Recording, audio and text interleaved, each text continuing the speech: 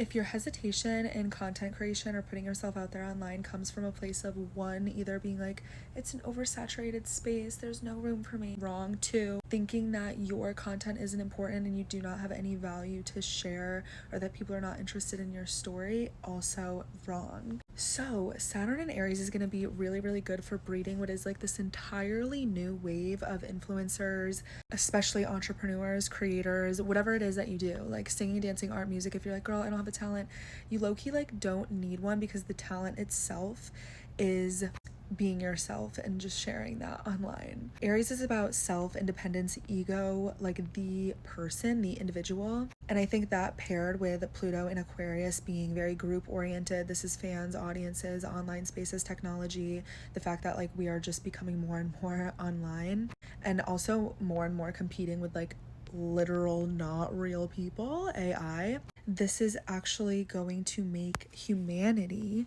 more valuable because it's become very rare. So, okay, how do I break this down? Humanity will be more valuable in comparison to AI because we've already gotten very frustrated with the rise of AI in terms of like content creation, ads, things that sort of clog up our feeds with like substanceless, regurgitated, like clearly ChatGPT written content. Everything is just too artificial and manufactured now. Humans can detect it most of the time. Sometimes our parents can't on Facebook, but the inauthenticity of it we can detect, and all of us are sick of it and don't like it. Now on top of that, there is like a lack of human error and human flaw in the content that we've gotten very used to, that is made by real humans but is so like perfect and clean. Think of like the typical someone who lives in like a high-rise luxury apartment building.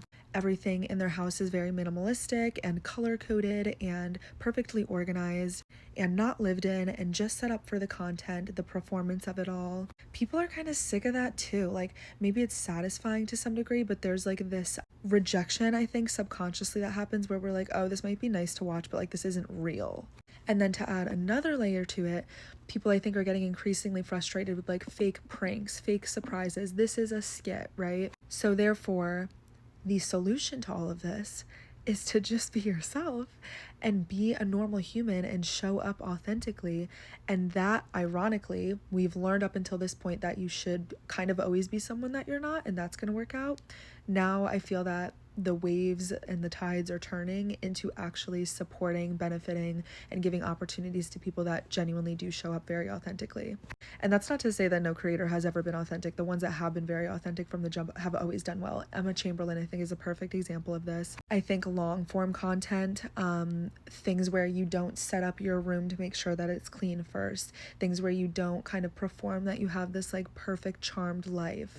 Being proud to be who you are, showing up authentically, and even taking people on the journey with you of wherever you're going, whether that's just trying to graduate high school, or whether that's trying to make your startup succeed, or whether that's just you getting from point A to point B with like a makeup tutorial. You may think that you don't have a story to tell because of the other people that you've seen succeed online, but this is your chance to get ahead by starting now and like seeing a year from now, 2 years from now, even quicker. Some people overnight literally have just getting paid for yourself paying off in a very big way.